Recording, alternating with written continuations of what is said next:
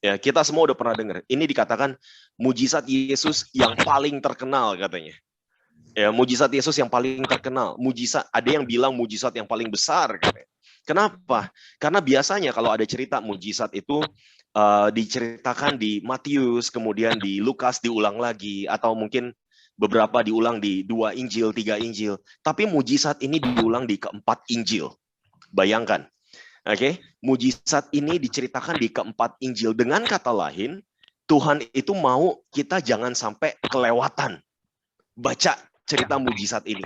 Ini mujizat yang sangat penting yang kita semua harus tahu, dan bukan cuma tahu di kepala, tapi kita tahu apa sih isi hati Tuhan waktu Tuhan melakukan mujizat ini. Ini cerita tentang mujizat Yesus memberi makan 5.000 orang. Judulnya seperti itu. Ya, Yesus memberi makan 5.000 orang. Kita semua tahu ceritanya bagaimana anak kecil itu memberikan 5 roti, 2 ikan, dan Yesus memultiplikasi. Dan pada akhirnya ke-5.000 orang itu semuanya makan sampai kenyang. Itu yang Alkitab katakan. Ya, kita semua udah pernah dengar ceritanya, betul? Nah, tapi pada pagi hari ini saya mau bagikan dari cerita ini ada sesuatu yang luar biasa yang Tuhan singkapkan, dan luar biasanya adalah, saudara, ini bisa tanya istri saya, pewahyuan yang Tuhan berikan kepada saya dari cerita ini, itu terjadinya di Jogja. Ini luar biasa sekali, saudara. Itu terjadinya di Jogja. Jadi saya waktu itu lagi di Jogja, ya, lagi nganterin istri saya ke rumah sakit karena istri saya lagi hamil gitu. Nah, sambil nunggu dokter manggil, saya di mobil, saya buka Alkitab, Tuhan kasih unjuk cerita 5 roti 2 ikan. Ya kan, Yesus memberi makan 5.000 orang. Saya pikir, apa yang baru dari cerita ini? Nggak ada lagi gitu saya pikir. Waktu saya baca, saya sampai kaget. Tuhan singkapkan hal yang luar biasa. Dan pada pagi hari ini saya mau bagikan buat kita semua. Semua siap mendengarkan firman Tuhan, amin? Amin. Kalau siap, kasih jempol dong, seperti ini. Ya, semua siap mendengarkan firman Tuhan, amin? Amin. Mengapa mujizat itu menjadi mujizat yang paling terkenal, menjadi mujizat yang paling besar? Persepsi kebanyakan orang adalah seperti ini. Kenapa Yesus memberi mereka makan? Oh, karena orang-orang kelaparan. Ya. Kenapa murid-murid Yesus suruh mereka pergi untuk bubar? Tuhan suruh mereka pergi aja gitu. Oh, karena murid-murid Yesus kasihan. Mereka kelaparan. Betul? Persepsi kita biasanya seperti itu. Dan apa sih maksud dari cerita ini? Kadang kita berkata, atau banyak mungkin pengkhotbah itu mengatakan bahwa Tuhan itu memberikan kita penyediaan, provisi, penyediaan dalam hidup kita, pelipat gandaan. Saudara, ini semua betul nggak salah, ya, betul nggak salah. Cuma saya mau bagikan sudut pandang yang lain pada pagi hari ini. Oke, enough with the introduction, cukup kata pengantarnya. Jadi kita mau mulai masuk ke dalam firman Tuhan ya. So Markus pasal yang ke-6, yuk kita lihat Alkitab kita sama-sama. Markus pasal ke-6 ayat 30 dan seterusnya. Oke, ayat 30 dan seterusnya. Dikatakan seperti ini. Kemudian, rasul-rasul itu kembali berkumpul dengan Yesus dan memberitahukan kepadanya semua yang mereka kerjakan dan ajarkan. Lalu ia berkata kepada mereka, marilah ke tempat yang sunyi, supaya kita sendirian dan beristirahatlah seketika. Mereka udah pelayanan itu capek, saudara, udah suntuk ya. Jadi Yesus katakan, ayo kita pergi ke tempat yang sunyi. Supaya kita sendirian, kita istirahat. Sebab Alkitab katakan apa? Memang begitu banyaknya orang yang datang dan pergi, sehingga makan pun mereka tidak sempat. Ngerti maksudnya ya saudara ya? Bisa bayangkan ceritanya, sehingga makan pun mereka tidak sempat. Ini seperti Pastor saya mungkin gitu kan, setiap hari itu aktivitasnya ada aja gitu kan, home visitation, cell group, berdoa, prayer meeting, pagi-pagi, dan seterusnya saudara. Sampai mungkin saking capeknya pelayanan, mereka nggak makan pun nggak sempat, Alkitab katakan. Maka berangkatlah mereka untuk mengasingkan diri dengan perahu ke tempat yang sunyi. Tetapi, Alkitab katakan, pada waktu mereka bertolak, banyak orang melihat mereka dan mengetahui tujuan mereka. Dengan mengambil jalan darat, segeralah datang orang dari semua kota ke tempat itu sehingga mendahului mereka. Ketika Yesus mendarat, ia melihat sejumlah besar orang banyak, maka tergeraklah hatinya oleh belas kasihan kepada mereka, karena mereka seperti domba yang tidak mempunyai gembala. Lalu mulailah ia mengajarkan banyak hal kepada mereka. Pada waktu hari sudah mulai malam, Pada waktu hari sudah mulai malam, datanglah murid-muridnya kepadanya dan berkata, tempat ini sunyi, hari sudah mulai malam. Suruh mereka pergi, Tuhan, supaya mereka dapat membeli makanan di desa-desa dan kampung-kampung di sekitar ini. Oke, saudara, sekali lagi tolong bayangkan skenarionya ya, bisa bayangkan skenarionya. Jadi mereka itu kecapean, mereka itu udah kelelahan pelayanan, mereka cari tempat yang sunyi karena mereka belum makan. Ketika mereka sampai ke tempat yang sunyi itu, orang-orang sudah nunggu di sana. Alkitab katakan. Jadi mereka sempat makan nggak, saudara? Enggak ya. Mereka nggak sempat makan. Lalu Alkitab katakan apa? Hati Yesus itu tergerak. Sehingga Yesus itu memberitakan firman Tuhan kepada mereka, mengajarkan banyak hal kepada mereka. Lalu pada hari mulai malam, murid-muridnya datang kepada Yesus, katakan, suruh mereka pergi, bisa nggak Tuhan? Ya, tolong suruh mereka pergi. Saya mau nanya, saudara. Jadi di sini yang lapar siapa sih? Kalau baca ceritanya gitu kan. Jadi sebenarnya yang lapar siapa? Gitu. Wah, ini waktu Roh Kudus bicara seperti ini kepada saya kaget, saudara. Jadi sebenarnya yang lapar itu 5.000 orang kah? Yang lapar itu adalah murid-muridnya. Yang kelaparan itu adalah murid-muridnya, saudara. Ngerti sampai sini? Ya, yang kelaparan itu murid-muridnya karena mereka belum sempat makan. Nah, saudara, saya mau kasih tahu. Ada 2 jenis kelaparan di sini. Ya, kalau saudara baca lagi dari awal ceritanya, perikopnya, ada 2 jenis kelaparan yang Tuhan mau tunjukkan kepada kita semua. Yang pertama namanya lapar rohani. Ya, yang kedua namanya lapar jasmani. Lapar rohani itu di hati, saudara. Kita haus akan firman Tuhan. Lapar jasmani itu di perut. Ya, kita kelaparan, belum makan, seperti itu. Kalau saudara lihat ke ayat yang 31, ya, kita lihat ayat 31 lagi tadi. Tolong ke atas. Ya, ayat 31 dikatakan, ia berkata kepada mereka, marilah ke tempat yang sunyi, supaya kita sendirian dan beristirahatlah seketika. Saudara, kalau di Alkitab bahasa Inggris, itu dengan jelas dikatakan tempat yang sunyi ini adalah tempat di mana tidak ada seorang pun di sana. Ini tempat yang betul-betul gersang sama sekali, saudara. Mereka ke tempat yang sunyi. Mereka pikir nggak ada seorang pun di sana. Lalu ayat ke-33 katakan, tetapi pada waktu mereka bertolak, banyak orang melihat mereka dan mengetahui tujuan mereka. Dengan mengambil jalan darat, segeralah datang orang dari semua kota ke tempat itu, sehingga mendahului mereka. Ya, jadi mereka itu udah nyampe duluan, sebelum Yesus dan murid-muridnya sampai. Kita lompat ke ayat 35, yuk. Lihat ayat 35. Pada waktu hari sudah mulai malam, datanglah murid-muridnya berkata, tempat ini sunyi, hari sudah mulai malam, suruh mereka pergi. Coba lihat lagi. Siapa yang kelaparan jasmani di sini? Murid-murid Yesus. Sedangkan 5.000 orang ini, saudara, mereka itu sangat lapar dan haus akan kebenaran firman Tuhan. Mereka kejar Yesus kemanapun dia pergi. Saudara lihat, yang Yesus lakukan, kalau kita mau lanjutkan cerita ini, tolong pada hari ini, pada saat ini, pagi ini, ayo kita ubah cara pandang kita dulu. Kalau kita mau lanjutkan ceritanya, mari kita ubah cara pandang kita. Murid-murid Yesus itu menyuruh mereka pergi, bukan karena mereka peduli akan ke-5.000 orang itu kelaparan, saudara. No, bukan. Justru karena mereka tidak peduli sama mereka. Justru karena murid-murid Yesus tidak peduli dengan apa yang dibutuhkan oleh 5.000 orang ini. Makanya mereka katakan, Tuhan suruh mereka pergi aja deh. Jadi yang Yesus lakukan, mujizat yang terjadi, saudara, itu bukanlah respon terhadap kepedulian murid-muridnya. Melainkan yang Yesus lakukan, mujizat yang terjadi adalah respon terhadap ketidakpedulian murid-muridnya. Bisa tangkap sampai sini? Mereka lelah, mereka capek, pelayanan terus-menerus, nggak ada waktu untuk makan. Mujizat Yesus terbesar, saudara, itu bukan cuma masalah memberi makan 5.000 orang, memberikan roti, saudara. Tapi mengajarkan murid-muridnya akan tugas terbesar yang mereka harus lakukan. Jadi saya mau kasih tahu, cerita ini, waktu Tuhan singkapkan itu kepada saya, cerita ini bukan stop masalah Tuhan bisa menyediakan kebutuhan hidup kita. Enggak berhenti di situ, saudara. Cerita ini adalah cerita bagaimana Yesus memuridkan murid-muridnya. Bagaimana Yesus mengajarkan sesuatu kepada murid-muridnya. Apa yang mereka harus lakukan. Saya sangat percaya, saya yakin dengan sepenuh hati saya bahwa jemaat GCC ini adalah jemaat yang mau untuk dimuridkan. Amin. Jemaat GCC ini percaya akan pemuritan. Percaya bahwa pemuritan itu wajib, saudara.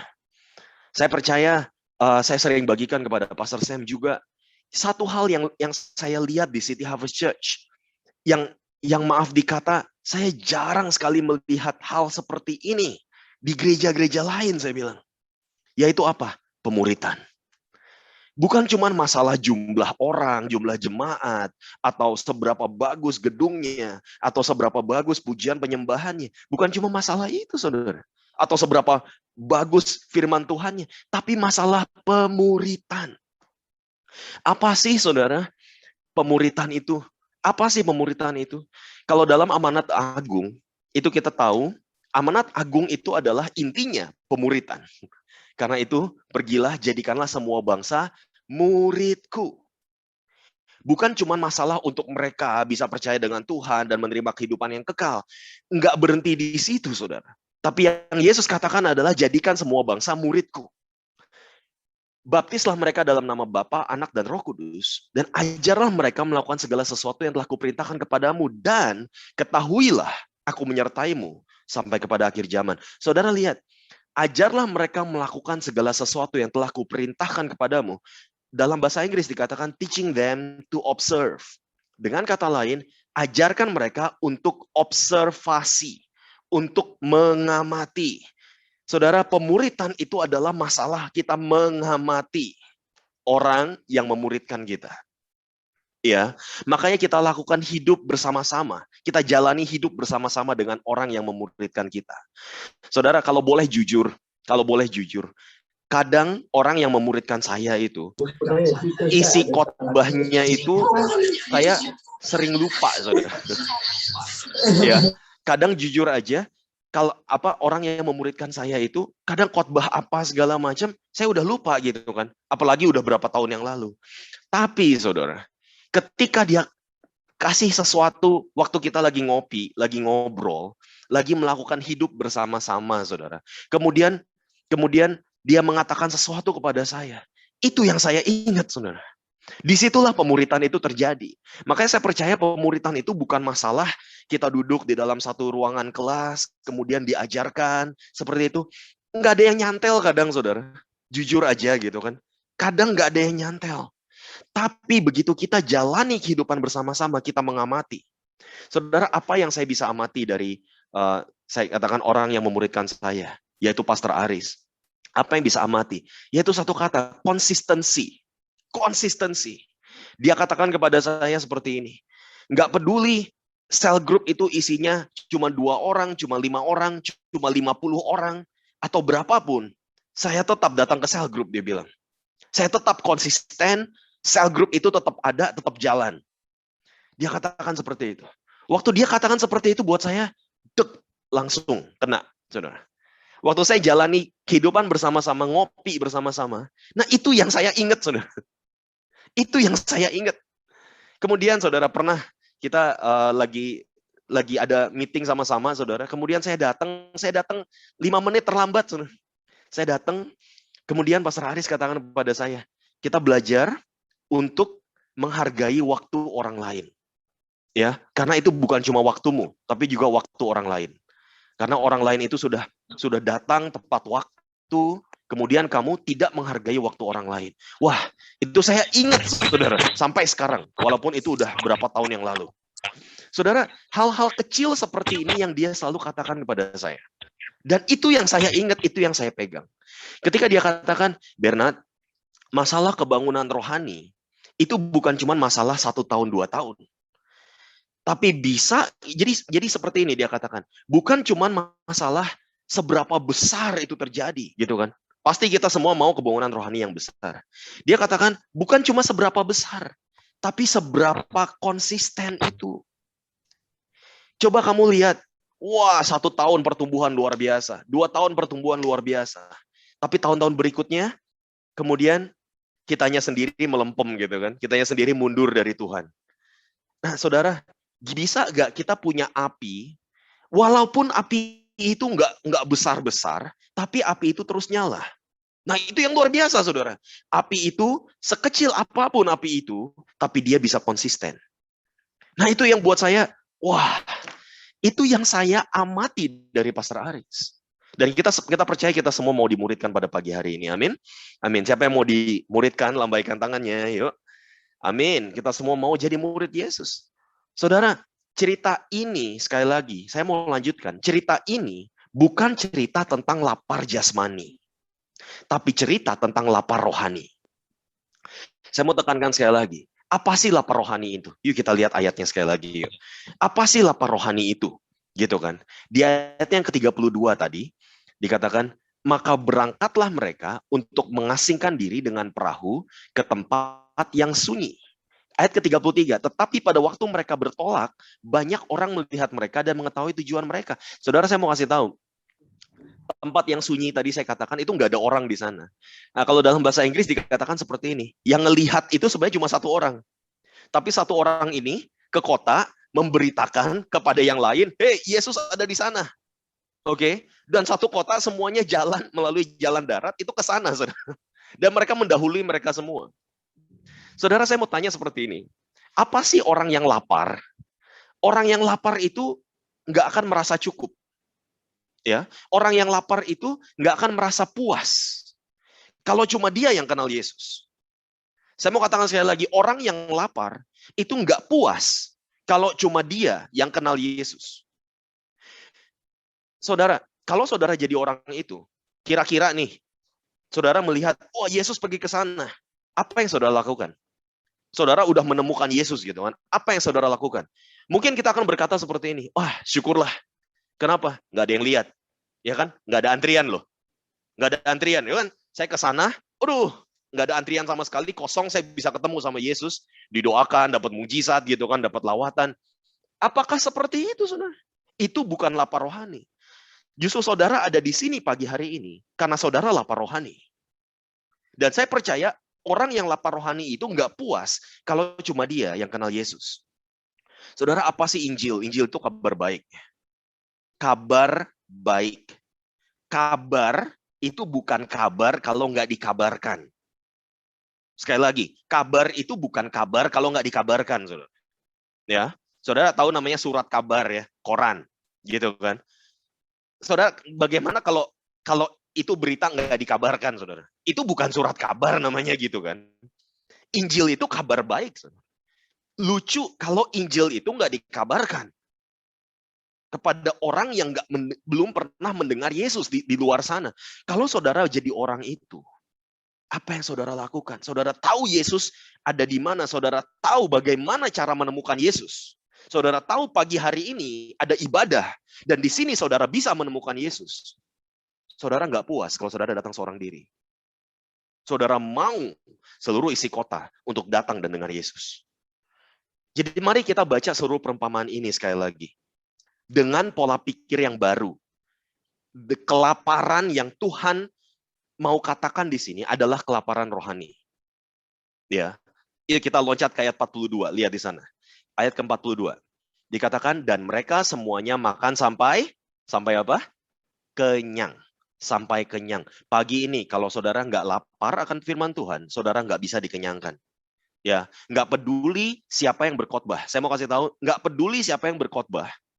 Kalau saudara nggak lapar, saudara nggak akan dikenyangkan. Tapi kalau engkau datang dengan hati yang lapar, engkau akan makan sampai kenyang. Itu firman Tuhan. Yesus itu sering mengkontraskan yang namanya lapar jasmani dan lapar rohani. Ya, makanan jasmani dan makanan rohani. Dia sering kontraskan, saudara. Sebagai contoh, dia katakan waktu dia dicobai dengan iblis, dicobai oleh iblis, di Matius 4 ayat ke-4, saudara, dikatakan apa? Manusia hidup bukan dari roti saja, melainkan dari setiap firman yang keluar dari mulut Allah. Saudara lihat kontrasnya di situ? Dia kontraskan roti dengan firman Tuhan. Betul. Kenapa kita kadang nggak bisa ngelihat kontras ini dalam perumpamaan ini, saudara? Yesus kontraskan roti dengan firman Tuhan. Betul.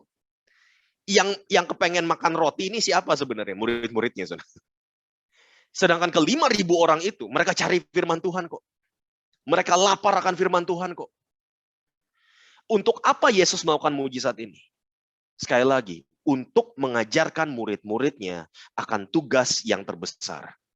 Saudara, ingat masalah observasi. Amati dan kemudian lakukan. Ya, amati itu dan lakukan. Itulah pemuritan. Apa saja sih yang diajarkan? Nah, hal ini yang saya mau bagikan pada pagi hari ini. Semua siap ya? Amin. Oke, apa saja sih yang diajarkan oleh Yesus? Oke, yang pertama kita baca lagi ayat ke-35 yuk. Oke, yang pertama, ayat ke-35 katakan, pada waktu hari sudah mulai malam, datanglah murid-muridnya kepadanya dan berkata, tempat ini sunyi dan hari sudah mulai malam. Suruhlah mereka pergi supaya mereka dapat membeli makanan di desa-desa dan kampung-kampung di sekitar ini. Saudara, murid-muridnya mikir apa? Mikir roti, betul? Ya, betul ya, mikir roti. Tetapi jawabnya 37, katakan apa? Kamu harus memberi mereka makan.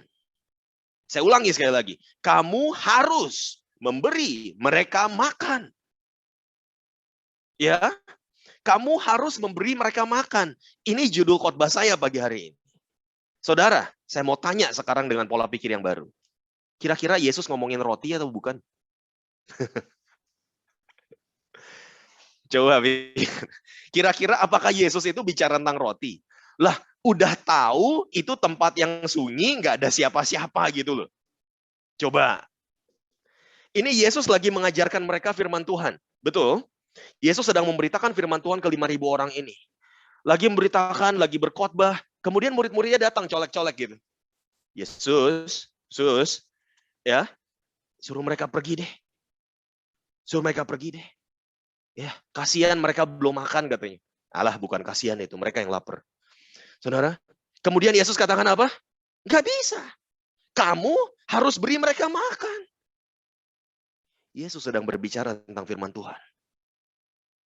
Yesus sedang berbicara tentang firman Tuhan. Kira-kira nyambung nggak? Connect nggak ke pikirannya mereka? Coba baca kalimat selanjutnya. Kata mereka kepadanya, jadi haruskah kami membeli roti seharga 200 dinar untuk memberi mereka makan? Nggak nyambung. Itu nggak connect, namanya nggak nyambung gitu kan. Yesus ngomong apa, mereka ngomong apa. Makanya kita semua butuh pemuritan. Kenapa? Karena kita semua kadang nggak nyambung. Amin. Kenapa kita semua butuh dimuridkan? Supaya kita tahu isi hati orang yang memuridkan kita itu apa. Karena kadang terjadi kesalahpahaman, misunderstanding gitu kan. Kita nggak ngerti, kenapa kok begini sih, kenapa kok begini. Akhirnya apa? Sakit hati di gereja, pergi dari gereja, ya kan? Udah nggak mau datang cell group lagi. Cuma gara-gara, oh kemarin cell group leader saya ngomong seperti ini, saya sakit hati, saya pergi, saya nggak mau lagi. Saudara aja nggak ngerti sih kata kalimatnya itu apa gitu loh kadang. Oke, kadang Pastor Sam berkhotbah gitu kan. Kemudian saudara kena, saudara sakit hati. Kok ngomongnya begitu sih? Pertanyaan saya, apakah saudara tahu isi hatinya Pastor Sam itu apa gitu?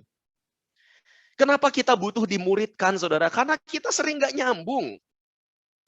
Nah, saudara, ini caranya Yesus. Ini caranya Yesus. Ini kita lihat sekali lagi ya. Ini caranya Yesus. Yang Yesus pikirkan itu makanan rohani, firman Tuhan. Yang mereka pikirkan itu roti, gitu kan? Iya kan?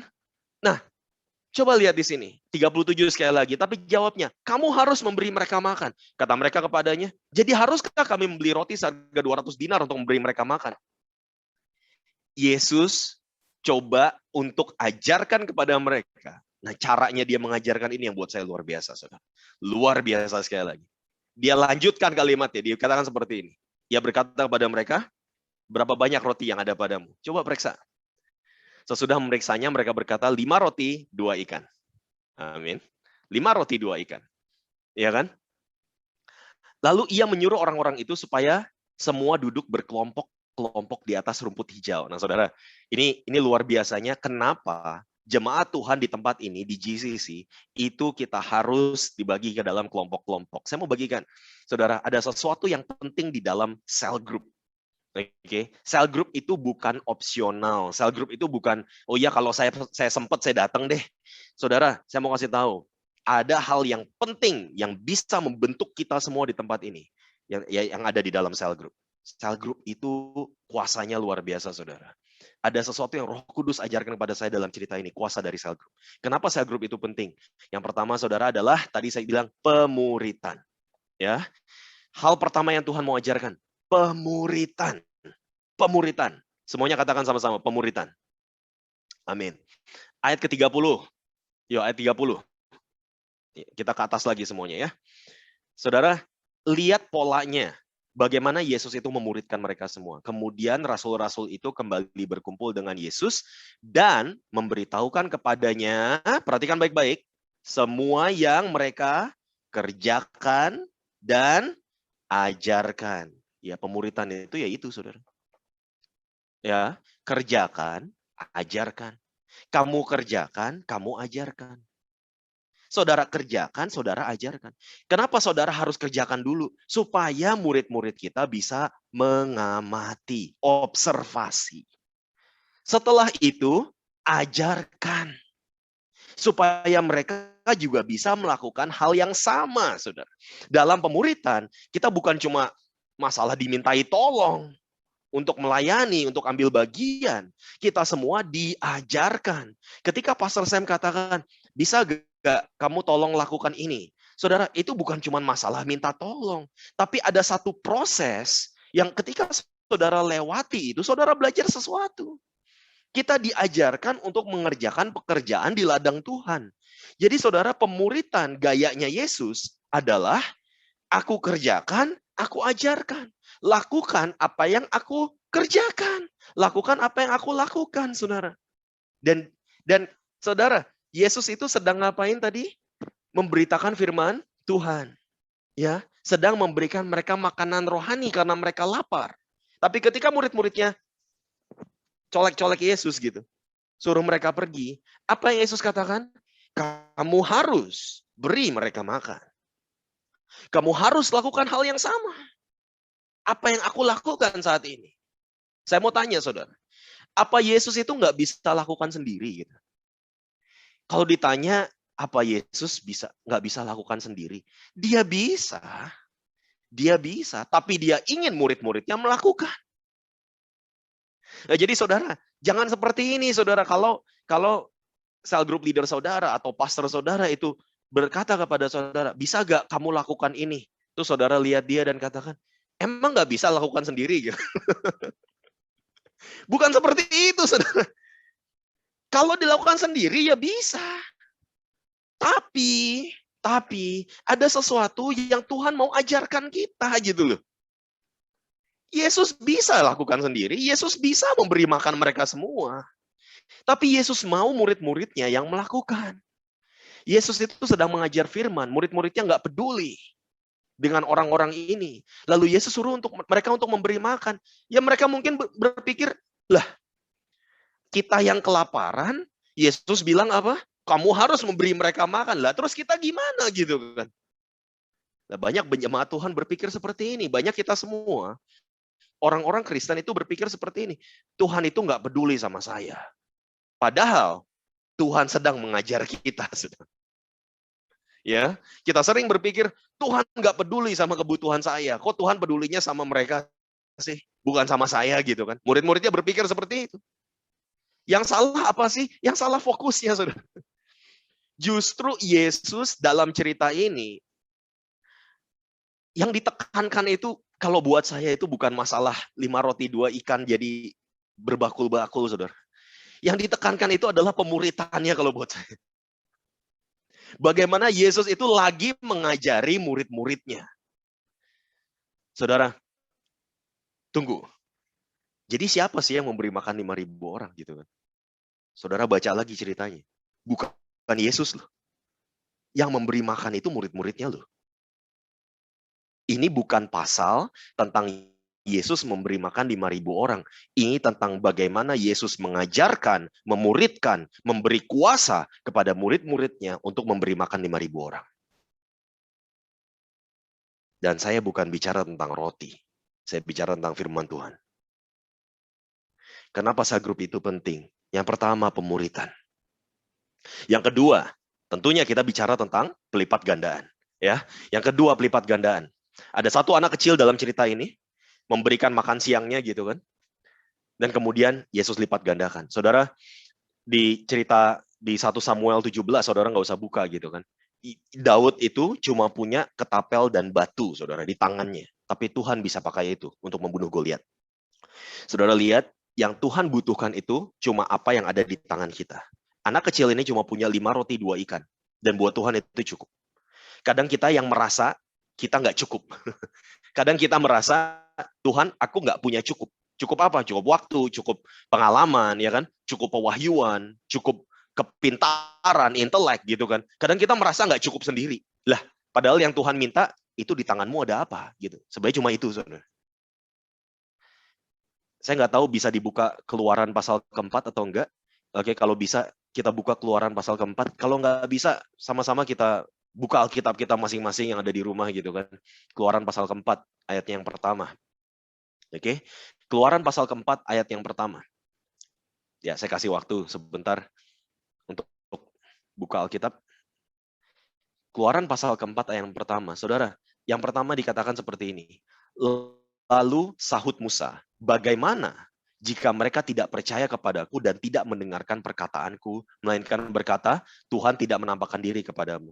Saudara, jadi Musa ini orang yang gagap gitu kan, nggak bisa bicara lancar. Dan dia katakan, Tuhan, gimana kalau mereka nggak percaya? Tuhan, aku nggak bisa apa-apa. Tuhan, aku nggak bisa gini. Tuhan, aku nggak bisa gitu, dan seterusnya. Itu kebanyakan alasan kita semua. Tapi ayat kedua, ini sederhana sekali, saudara. Tuhan berfirman kepadanya apa? Apakah yang ada di tanganmu itu? Jawab Musa, tongkat. Dan buat Tuhan itu cukup. Saudara bisa katakan, ini bisa lihat, ini cerita luar biasa sekali, saudara. Yang Tuhan tanya itu bukan, oh apa yang ada pada orang lain, apa yang ada pada pastormu, apa yang ada pada gereja. Yang Tuhan ada di tanganmu itu ada apa? Dan buat Tuhan itu cukup, saudara. Ya, kalau saudara cuma bisa bilang, tapi saya ini cuma punya segini loh, nggak apa-apa. Tuhan bisa pakai kita dengan apa yang ada pada kita, saudara. Ya, akhirnya tongkat itu bisa apa? Bisa belah Laut Merah loh. Waktu mereka kehausan, Musa pukul batu keluar air loh. Saudara, waktu dia harus tunjukkan mujizat di depan Firaun, dia lempar tongkatnya ke tanah, tongkatnya jadi ular loh. Saudara lihat, dengan satu hal kecil tongkat, saudara, itu Tuhan bisa pakai. Nah, saudara, di dalam cell group, sekali lagi, apa sih yang kita belajar? Kita belajar pelipat gandaan. Dimulai dari apa yang ada di tangan kita. Karena Yesus itu nggak pernah minta apa yang kita nggak punya, saudara. Selalu apa yang kita punya di tangan kita. Banyak dari kita merasa kita nggak bisa bersaksi. Kita nggak bisa berkhotbah. Kita nggak bisa apa-apa. Kita nggak punya bahan untuk dibagikan. Kita nggak punya pewahyuan. Saudara, pertanyaan Tuhan sekali lagi pada pagi hari ini. Apa yang ada padamu? Mau nggak serahkan pada Tuhan? Kalau engkau mau serahkan, Tuhan bisa lipat gandakan. Amin. Amin. Ayatnya oke, kita balik ke Markus 6 ya. Kita balik ke Markus 6 ayatnya yang ke-39. Yuk. Markus 6 ayatnya yang ke-39. Semua belajar sesuatu pagi hari ini, amin. Amin. Yuk, Markus 6 ayatnya 39. Kita lihat, lalu ia menyuruh orang-orang itu supaya semua duduk berkelompok-kelompok di atas rumput hijau. Maka duduklah mereka berkelompok-kelompok. Ada yang 100, ada yang 50. Saudara bisa lihat di sini seperti cell group gitu ya. Dan setelah ia mengambil roti dan 2 ikan itu, ia menengadah ke langit, mengucap berkat, memecah-mecahkan roti itu, dan perhatikan baik-baik, memberikannya kepada, bukan 5.000 orang, saudara, kepada murid-muridnya, supaya dibagi-bagikan kepada orang-orang itu. Sekali lagi, yang memberi mereka makan siapa? Murid-muridnya. Murid-muridnya. Yang Tuhan mau itu bukan cuma kita lakukan sendiri, semuanya sendiri. Enggak. Yang Tuhan mau kita memuridkan. Amin. Begitu juga kedua ikan itu dibagi-bagikannya kepada semua mereka. Dan mereka semuanya makan sampai kenyang. Saudara, Yesus itu nggak nyuruh 5.000 orang antri satu-satu gitu. Kemudian dibagikan satu-satu. Gitu. Itu bisa sampai besok gitu. Nggak kelar-kelar. Ya. Kenapa sih harus dibagikan kepada kelompok-kelompok kecil? Saya mau bagikan seperti ini. Saudara, kalau saudara pernah gak sih bertanya seperti ini? Di cerita ini, pelipat gandaannya itu terjadinya kapan sih gitu kan? Apa waktu Yesus itu lagi menengadah mengangkat seperti ini, saudara, kemudian mengucap berkat gitu kan? Nah, saudara, kalau saya bayangkan seperti ini, bisa lihat saya. Saya bayangkan kalau misalnya pada saat itu kemudian berlipat ganda gitu. Lah itu kan tangannya berat, saudara. Ya, itu kan tangannya berat gitu, pegangnya seperti itu gimana gitu kan?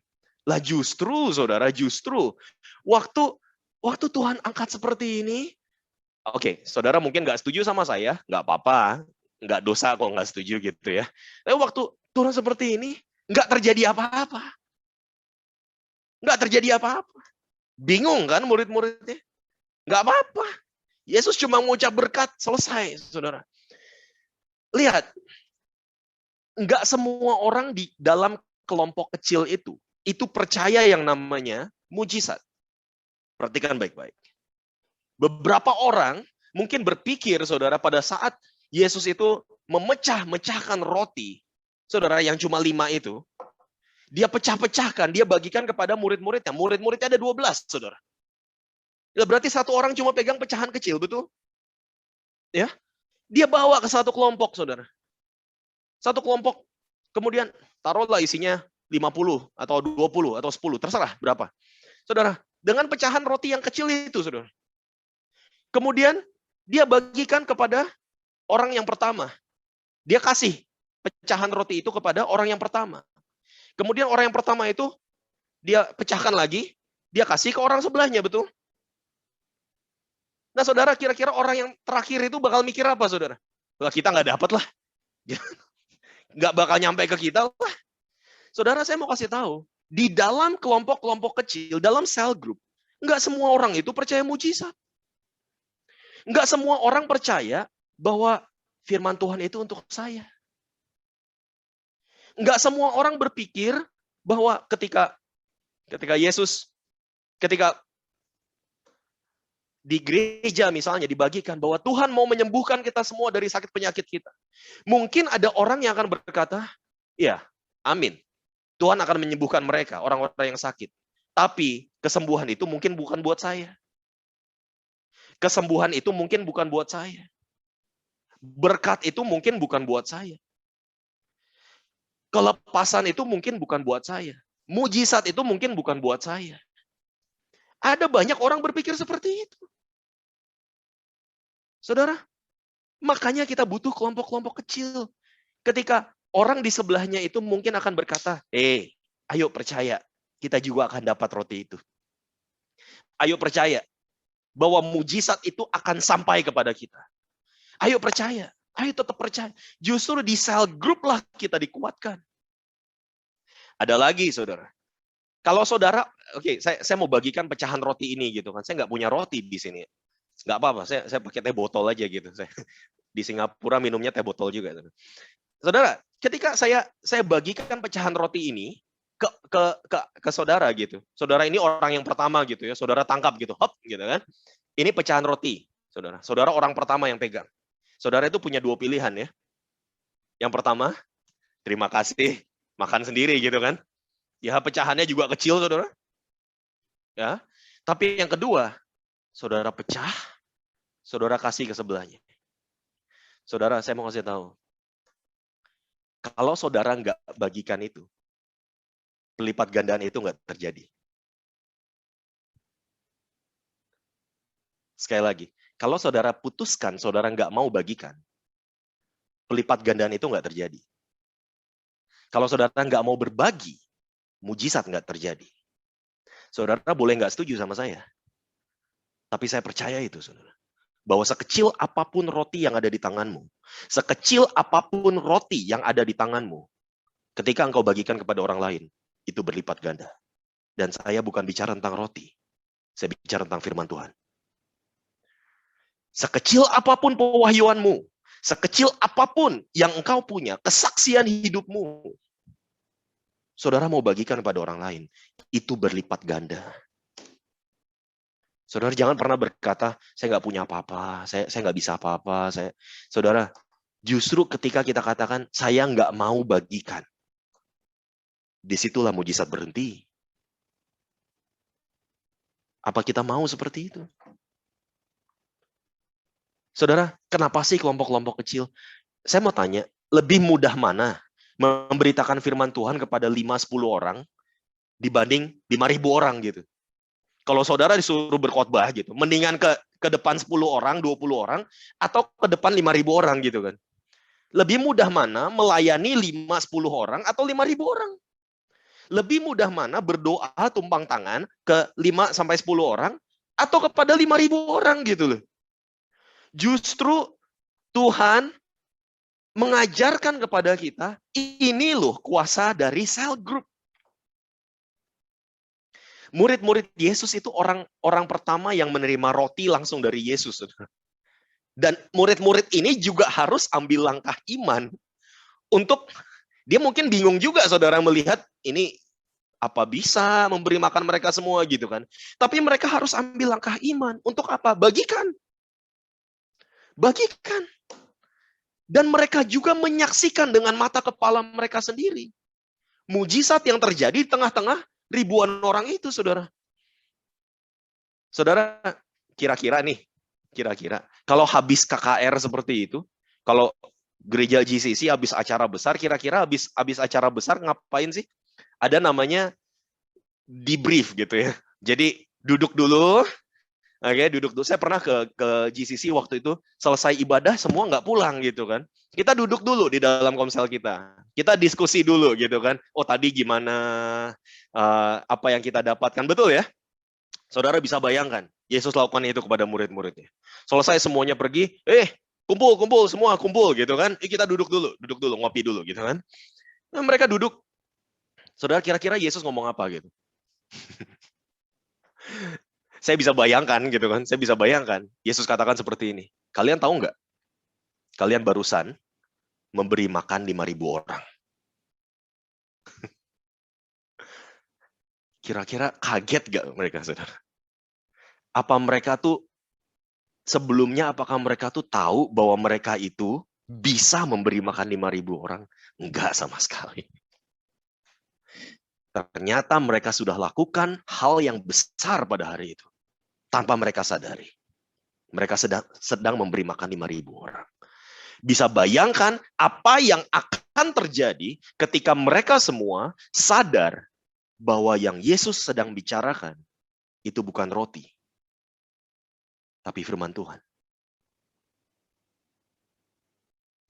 Kenapa cell group itu penting? Yang kedua, pelipat gandaan. Yang ketiga, saudara, kebangunan rohani. Dan saya percaya ini, saudara. Kebangunan rohani. Sudah poinnya 3 aja, saudara. Saudara, apa sih tujuan cell group? Saudara belajar bagikan firman Tuhan. Saudara percaya ada pelipat gandaan di GCC, amin? Dalam hal apapun, saudara. Dalam hal apapun.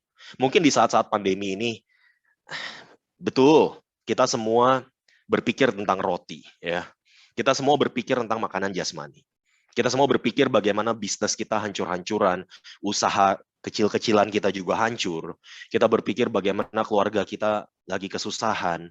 Kita berpikir segala macam, saudara. Bahkan untuk punya makanan di atas meja itu susah, gitu kan. Kita ngelihat bagaimana di luar sana kerja aja susah. Banyak dari teman-teman saya pun banyak yang dipecat, saudara, dari kerjaan mereka. Nggak cuma di Indonesia, di Singapura juga. Gitu. Kita semua itu berpikir tentang roti. Tapi saya mau katakan, yang ada di pikiran Tuhan adalah bagaimana firman Tuhan itu bermultiplikasi. Bagaimana dengan situasi yang ada. Tuhan pakai situasi pada saat itu, saudara. Tuhan pakai situasi pada saat itu. Tuhan mau pakai situasi yang kita sedang alami pada saat ini untuk menunjukkan bagaimana firman Tuhan itu bisa bermultiplikasi. Oke, kalau bisa dibuka ayatnya di Kisah Rasul 19. Oke, Kisah Rasul 19 ayat yang ke-20. Kisah Rasul 19 ayat yang ke-20. Saudara, saya percaya, oke, sambil menunggu dibuka ya. Saya percaya, Saudara, bahwa Tuhan itu mau kita semua yang ada di GCC ini mengalami namanya kebangunan rohani. Dan kebangunan rohani itu kuasanya cell group, Saudara. Dan saya percaya itu. Kisah Rasul 19 ayat yang ke-20, kita lihat yuk. Firman Tuhan katakan seperti ini, kalimatnya simpel sekali. Dengan jalan ini, makin tersiarlah firman Tuhan dan makin berkuasa. Saya mau kasih tahu, yang makin tersiar itu bukan gereja. Yang makin tersiar itu bukan program-program gereja. Yang makin berkuasa itu bukan gereja, bukan program-program gereja, saudara. Yang makin tersiar, yang makin berkuasa, itu firman Tuhan. Yang bermultiplikasi, itu bukan roti, tapi firman Tuhan. Kira-kira saudara lihat, oke, saudara mungkin bisa siapkan, tolong buka Lukas pasal ke-22 ya. Lukas pasal 22. Saudara, saya mau tanya kita semua yang ada di sini gitu kan. Kira-kira Yesus menengadah. Dia mengucap berkat, ya kan? Dia mengucap berkat. Kemudian dia ambil roti itu, dia pecahkan. Dan dia bagikan kepada, sekali lagi, bukan 5.000 orang, melainkan murid-muridnya. Kira-kira peristiwa itu mengingatkan kita akan apa sih gitu kan? Yesus itu mengulang lagi seperti itu, saudara. Di akhir hidupnya. Dia ambil roti, dia menengadah, dia mengucap berkat. Lalu dia pecahkan roti itu, saudara. Dan dia bagikan kepada murid-muridnya. Yaitu apa? Perjamuan kudus. Dikatakan seperti ini ayat yang ke-14 ya. Lukas 22 ayat 14. Dikatakan ketika tiba saatnya Yesus duduk makan bersama-sama dengan rasul-rasulnya. Katanya kepada mereka, aku sangat rindu makan Paskah ini bersama-sama dengan kamu sebelum aku menderita. Kira-kira kenapa sih? Apakah Yesus kelaparan gitu kan? Kenapa sangat rindu gitu? Lalu ia mengambil roti, mengucap syukur, memecah-mecahkannya, memberikannya kepada mereka. Katanya apa? Inilah tubuhku yang diserahkan bagi kamu. Perbuatlah ini menjadi peringatan akan aku. Saudara, kenapa sih di saat-saat terakhir yang Yesus lakukan sama murid-muridnya ini bukannya ngopi-ngopi gitu, atau berenang gitu, atau apa gitu kan? Kenapa sih malah makan gitu? Ya kan? Saudara, dia harapkan murid-muridnya sekarang itu tahu itu maksudnya apa sih? Dia ulangi sekali lagi semuanya loh, saudara. Ketika dia pecah-pecahkan, ketika tubuhku ini dipecah-pecahkan, diberikan kepada mereka semua. Apakah harus stop di mereka? Enggak loh. Ketika murid-murid itu menerima pecahan roti itu, apa sih yang Yesus harapkan? Adalah untuk mereka memberikan pecahan roti itu kepada orang lain. Karena pecahan roti itu bisa bermultiplikasi ketika kita bagikan. Karena firman Tuhan itu bisa bermultiplikasi ketika kita bagikan. Dan mujizat itu akan berhenti ketika kita stop membagikan. Ketika tubuh Kristus itu dipecahkan, itu bisa memberi makan bukan satu orang. Tapi ribuan orang, banyak orang. Yang dipecahkan itu satu, yang mati itu satu, saudara. Tetapi yang dapat kehidupan kekal itu banyak orang. Kalau kita mau bagikan. Yang mau memberikan makanannya itu cuma satu anak kecil. Tapi yang kenyang 5.000 orang, saudara. Kita buka lagi Yohanes 15 yuk. Yohanes 15 ayatnya yang ke-13. Yohanes 15 ayatnya yang ke-13. Dikatakan, tidak ada kasih yang lebih besar daripada kasih seorang yang memberikan nyawanya untuk sahabat-sahabatnya. Saudara, memberikan nyawanya. Ya, katakan sama-sama saya, memberikan nyawanya. Yuk. Terakhir kita buka Yohanes 10 ya. Yohanes 10 ayat 17. Yohanes 10 ayatnya 17. Amin. Amin. Semua diberkati Tuhan, amin. Amin. Yohanes 10 ayat 17. Katakan, Bapa mengasihi aku oleh karena aku memberikan nyawaku supaya aku dapat mengambilnya kembali. 18. Tidak seorang pun mengambilnya daripadaku, melainkan aku memberikannya. Perhatikan, menurut kehendakku sendiri, aku berkuasa memberikannya dan berkuasa mengambilnya kembali. Inilah tugas yang kuterima dari Bapakku. Saudara, makanya di mata dunia, Yesus itu dibunuh. Makanya iblis happy gitu kan. Waktu Yesus mati itu iblis happy. Kenapa? Karena pikirnya Yesus itu dibunuh. Padahal di mata Yesus, dia berikan nyawanya. Jadi sebenarnya yang tertipu siapa di sini gitu. Yang tertipu itu iblis loh. Kita baru saja memperingati Jumat Agung dan Paskah ya. Selamat Paskah untuk semuanya. Saudara, yang tertipu itu iblis. Siapa yang pecah-pecahkan roti? Yesus sendiri. Siapa yang pecahkan tubuhnya, saudara?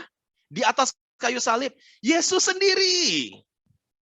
Waktu perjamuan kudus, siapa yang pecahkan roti itu? Dia lakukan sendiri, saudara. Dan dia katakan, ini tubuhku. Saudara bisa lihat bagaimana iblis tertipu di sana. Luar biasa, saudara. Dia bagikan tubuhnya itu kepada murid-muridnya. Waktu Yesus mati di atas kayu salib, dia katakan, aku serahkan nyawaku. Aku serahkan nyawaku. Tidak ada seorang pun mengambilnya daripadaku. Aku memberikannya. Tapi kita harus tahu pada pagi hari ini, kita harus punya pandangan yang diperbarui setiap kali kita melakukan perjamuan kudus sekarang, saudara. Bahwa Yesus berikan roti itu, dia koyakkan tubuhnya, bukan berarti untuk roti itu stop di tangan kita. Betul kita memperingati bagaimana roti itu dikoyak-koyakan, dipecah-pecahkan supaya kita diselamatkan. Amin, saudara, luar biasa untuk itu. Tapi yang Yesus mau adalah untuk banyak orang diselamatkan dan beroleh hidup yang kekal. Kenapa dikatakan itu adalah mujizat terbesar? Karena ada tugas yang terbesar yang Tuhan mau berikan kepada kita semua. Kenapa? Ada banyak orang kelaparan di sekitar kita. Saudara mau gak berikan roti itu kepada mereka? Dan saya bukan bicara tentang roti sekali lagi. Saya bicara tentang firman Tuhan. Mau gak saudara dimuridkan? Mau gak kita lakukan apa yang Yesus lakukan? Kita belajar di dalam cell group. Oh, tapi Pastor Sam, saya nggak bisa apa-apa. Saya nggak bisa khotbah, saya nggak bisa lakukan ini, saya nggak bisa itu, saya nggak bisa bersaksi. Pelipat gandaan itu mulainya dari apa yang ada pada kita. Belajar di cell group. Belajar di cell group. Lakukan sesuatu, ambil bagian di cell group. Saudara mau dilipat gandakan, lakukan, saudara. Bagikan. Sekecil apapun remahan roti yang kita punya, kalau kita mau bagikan, kita lihat roti itu bermultiplikasi. Kebangunan rohani terjadi. Belajarnya di mana? Di cell group. Sekali lagi, kenapa disebut mujizat terbesar? Karena ada tugas terbesar. Karena ada misi terbesar. Amanat paling agung yaitu apa? Kamu harus memberi mereka makan. Kamu harus. Itu perintah, saudara. Itu bukan opini, bukan sugesti. Perintah, kamu harus memberi mereka makan. Beritakan firman Tuhan. Saya boleh tutup dengan satu kesaksian sedikit, saudara. Saya mulai cell group itu dari 3 orang. Ya, saya pertama mulai cell group itu dari 3 orang. Mungkin saya pernah bagikan di sini. Dan pada waktu saya tanya Tuhan, apa visi yang Tuhan mau berikan kepada saya? Saudara, yang Tuhan katakan itu very simple, sangat sederhana, saudara. Yaitu apa? Amanat agung. Dia cuma kasih saya amanat agung, saudara. Pergilah, jadilah semua bangsa muridku, baptislah mereka dalam nama Bapa, Anak, Roh Kudus. Ajarlah mereka melakukan segala sesuatu yang telah kuperintahkan padamu, dan ketahuilah, aku menyertaimu sampai kepada akhir zaman. Saudara, waktu saya terima itu, ada sesuatu yang berubah dalam hidup saya. Saya katakan seperti ini, banyak orang naik, turun, ya, aktif di gereja, kemudian hilang, ya kan? Aktif di cell group, kemudian hilang, aktif di pelayanan, kemudian hilang. Saudara, ada orang tanya saya, apa sih yang bisa bikin kamu kok tetap bertahan terus? Saudara, saya mau katakan, visi dari Tuhan itu loh. Kamu harus beri mereka makan. Ini yang bikin saya mau terus melayani Tuhan seumur hidup saya. Dalam skala sekecil apapun, Walaupun yang saya punya cuma remahan roti. Walaupun yang saudara tahu cuma Yohanes 3:16. Nggak ada masalah. Saudara bisa bagikan itu. Ya. Dan saya percaya bahwa visi ini sangat beresonansi dengan apa yang ada di City Harvest Church, yang ada di GCC. Kita semua mau mengalami kebangunan rohani. Kita semua mau dimuridkan. Mulainya di mana? Di cell group. Amin. Amin. Mari kita tutup mata kita. Kita tundukkan kepala kita pada saat ini. Terima kasih Tuhan. Terima kasih Tuhan. Terima kasih Tuhan. Pada pagi hari ini, saya mau tanya, ada berapa banyak jemaat Tuhan di tempat ini? Di mana mungkin saudara jauh daripada Tuhan. Dan saudara tahu itu. Saudara mungkin satu hari pernah dekat sama Tuhan. Tapi saudara ngerasa, sekarang saudara itu jauh sekali dari Tuhan. Dan saudara mau katakan, Tuhan, aku mau sekali lagi membuka hatiku, mengundang Engkau untuk masuk dan duduk di tempat pertama dalam hidupku.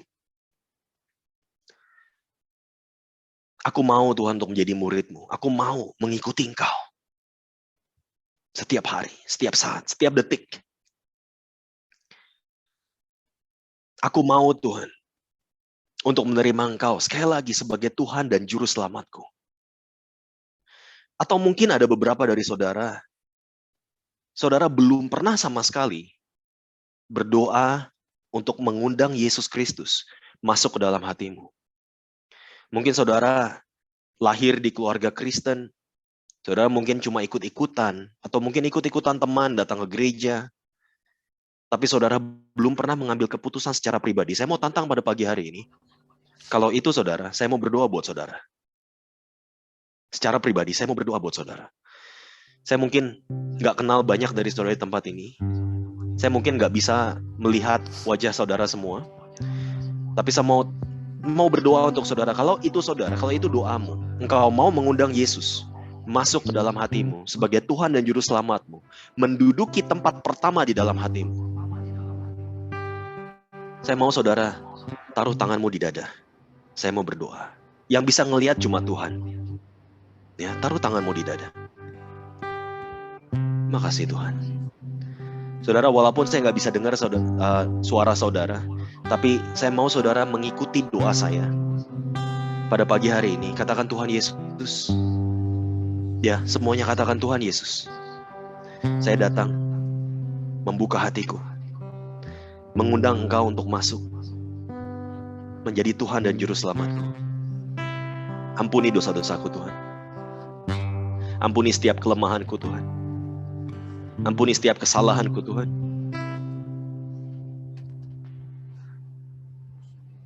Tuhan, pada hari ini Tuhan, aku mau menjadi anak-Mu. Aku mau mengikut Engkau. Aku mau dimuridkan. Dan bentuklah aku. Terima kasih Tuhan. Terima kasih Tuhan. Amin. Saudara, yang kedua saya mau berdoa saudara. Sekali lagi, ada berapa banyak di tempat ini saudara berkata, saya mau berkomitmen untuk dimuridkan dan untuk membagikan firman Tuhan, untuk memberikan firman Tuhan kepada orang di sekitar kita, keluarga mungkin yang belum kenal Yesus, teman-teman yang belum kenal Yesus, mungkin teman sekerjamu yang belum kenal Yesus. Dan saudara berkata, tapi saya bisa apa? Tuhan katakan, apa yang ada di tanganmu, mau gak engkau berikan kepadaku? Tuhan bisa lipat gandakan itu. Kalau itu doa saudara pada pagi hari ini, yuk kita angkat tangan kita sama-sama. Kita katakan, Tuhan, aku mau Tuhan, aku mau dimuridkan. Aku mau Tuhan memberitakan firman Tuhan. Sekecil apapun remahan roti yang aku punya, aku mau bagikan itu. Karena aku percaya saat aku bagikan, terjadi pelipat gandaan. Perintahnya jelas saudara pada pagi hari ini, kamu harus memberi mereka makan. Tuhan, hamba-Mu berdoa untuk tangan-tangan yang terangkat pada saat ini. Tuhan, jemaat-jemaat di GCC Tuhan. Kami percaya Tuhan, Engkau lihat hati mereka, Engkau lihat kesungguhan mereka, Engkau lihat Tuhan willingness mereka. Bahwa mereka mau untuk Engkau pakai Tuhan sebagai bejana-Mu, sebagai alat-Mu. di dalam kerajaan-Mu Tuhan, yang akan mempermuliakan nama-Mu. Saya percaya Tuhan, hamba-Mu percaya bahwa urapan-Mu pada pagi hari ini turun atas mereka semua.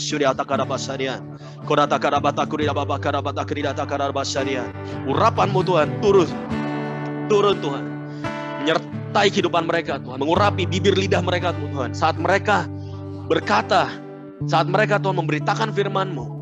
Tuhan, Engkau yang memakai bibir lidah mereka Tuhan, Engkau yang mengurapi mereka Tuhan. Engkau mengetuk pintu hati orang-orang yang diberitakan, orang-orang Tuhan yang menerima remahan roti itu Tuhan. Oh, terima kasih Tuhan, terima kasih Tuhan, terima kasih Tuhan. Saudara, saya merasakan dalam hati saya pada pagi hari ini ada banyak sekali, mungkin anggota keluargamu, mungkin teman-temanmu, di mana mereka rindu, terutama di masa pandemi ini, mereka rindu untuk mencari jawaban, mereka rindu untuk mencari Tuhan, dan mereka butuh saudara. Mereka butuh saudara untuk memberitakannya, untuk memberitakan tentang Yesus kepada mereka.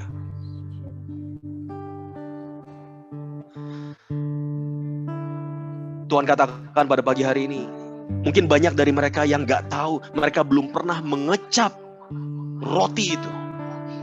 Mereka belum pernah mengecap kebaikan Tuhan. Makanya kita harus bagikan roti itu kepada mereka. Oh, terima kasih Tuhan, terima kasih Tuhan. Terima kasih Tuhan, kami percaya pelipat gandaan, kebangunan rohani terjadi di GCC, di dalam nama Tuhan Yesus. Kami serahkan Tuhan seluruh jemaat-Mu ke dalam tangan-Mu. Hanya di dalam nama Tuhan Yesus Kristus kami berdoa. Amin, amin.